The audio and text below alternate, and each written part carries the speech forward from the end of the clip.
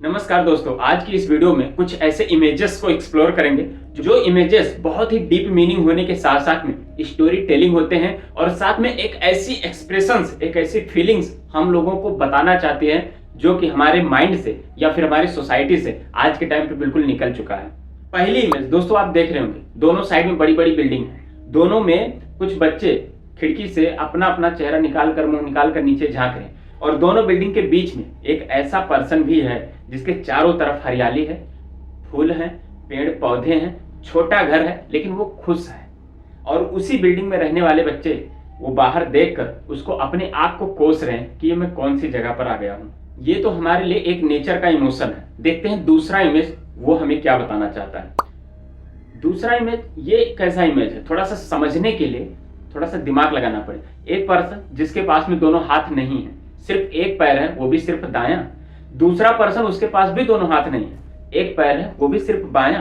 तो बीच में एक ऐसा कनेक्टर मिलता है जिसके पास में दोनों हाथ तो हैं लेकिन दोनों पैर नहीं। इन दोनों को एक समूह में लाता है, एक जोड़ी बनाता है और तीनों को पूर्ण कर देता है। वो साथ में डायरेक्शन दे रहा है, बीच का इंसान और दोनों अपने अपने पैरों पर चल के, सोचो एक एक पैर पे चलने वाला इंसान जब तीन लोगों का साथ पा जाता तो एक साथ तीन लोगों की नैया पार लग जाती है। ये डीप मीनिंग है दोस्तों उनके लिए जो हमेशा अपने आप को क्रिटिसाइज करते हैं कि मेरे पास ये कमी है, मेरे पास वो कमी। जो आपके पास में कमी है ना, हो सकता है किसी के पास में कुछ पूरा हो और जो आपके पास में पूरा हो सामने वाले में कमी हो और दोनों लोग मिलकर एक दूसरे को आप पूर्ण कर सकते हो। दोस्तों अगला इमेज, आज अगर सजग नहीं हुए तो मे बी कल को हमारा ऐसा ही फ्यूचर हो सकता है।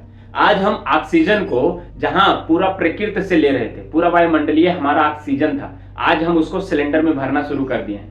हो ना हो फ्यूचर में आने वाला एक दिन ऐसा हो जाए पेड़ों की कटाई की वजह से कि हर एक पर्सन को ऑक्सीजन पाने के लिए खुद का अपना एक सेल्फ प्लांट बनाना पड़े और उसकी भी देखरेख एक अच्छी खासी करनी पड़े, तब वहां से वो ऑक्सीजन का स्रोत पा सके जिंदा रहने के लिए। एक और इमेज जो दोस्तों हमारे समाज की एक बहुत बड़ी गैपिंग को दर्शाता है कि एक बच्चा जो स्कूल में पढ़ने के लिए जा रहा है और एक टीचर जो पढ़ाने की कोशिश कर रही है, और हालांकि टीचर अपना भरपूर कोशिश कर रही है लेकिन एक बच्चे के बीच में और एक टीचर के बीच में, इन दोनों के बीच में ना थोड़ी गैपिंग ज्यादा है, कनेक्टर की कमी है। इन दोनों के बीच में पारस्परिक जो है वार्तालाप यानी कि कम्युनिकेशन नहीं हो पाए। टीचर अपनी तो पूरी कोशिश कर रही है उस बच्चे तक अपना सारा नॉलेज पहुंचाने के लिए, लेकिन क्या उस बच्चे तक पूरी नॉलेज पहुंच पा रही?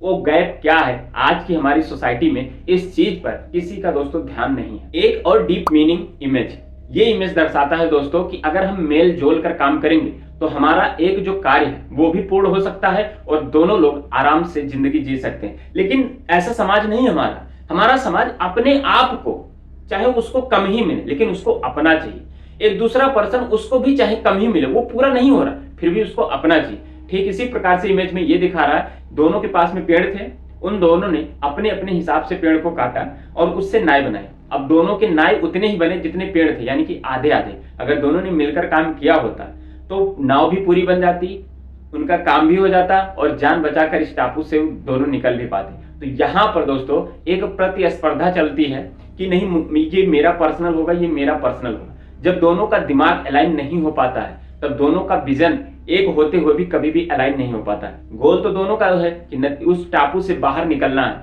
लेकिन निकलेंगे कैसे? इन दोनों ने अगर मिल के काम किए होते तो दोनों के दोनों आराम से उस टापू से निकल सकते थे। एक और डीप मीनिंग जो हमारे समाज की पिता और पुत्र के बीच के रिलेशंस को दर्शाता है। पिता की पूरी पैंट फट गई बेटे की पैंट की सिलाई में, लेकिन समाज हमेशा उसको क्या धुतकारता है, क्या नजरिया देता है कि बाप ने जो पैंट पहनी है उसमें इतने सारे छेद, इतनी गरीबी, और दूसरी जगह उसके पुत्र को क्रिटिसाइज ये किया जाएगा कि एक बच्चे ने जो पैंट पहनी हुई है उसमें इतने सारे जॉइंट, इतने कपड़ों को काटकर उसकी पैंट को सिली गई है। ये इमेज दोस्तों दर्शाता है कि हमारा समाज हमारे लिए एक नया नजरिया हमेशा पैदा कर देता है। एक अगला इमेज जो सिर्फ दोस्तों एक डीप मीनिंग नहीं है बल्कि आपके लाइफ का एक इंस्पिरेशन है। आपका दिमाग और आपकी जुबान जब तक दोनों आपस में कनेक्ट नहीं होंगे, दिमाग में क्या चल रहा है उस चीज को आप प्रोसेस करके जुबान से नहीं निकाल सकते। तो जब तक आपका जुबान और आपका दिमाग दोनों आपस में कनेक्ट नहीं होगा, आप कम्युनिकेट नहीं कर सकते। बहुत से ऐसे लोगों को आपने देखा होगा दोस्तों अपने ही माहौल में कि दिमाग में चल तो कुछ रहा होता, बातें वो कुछ कर रहा होता, लेकिन कभी कभी जुबान से ऐसी चीजें बोल देता जो दोनों का अलाइन ही नहीं होता।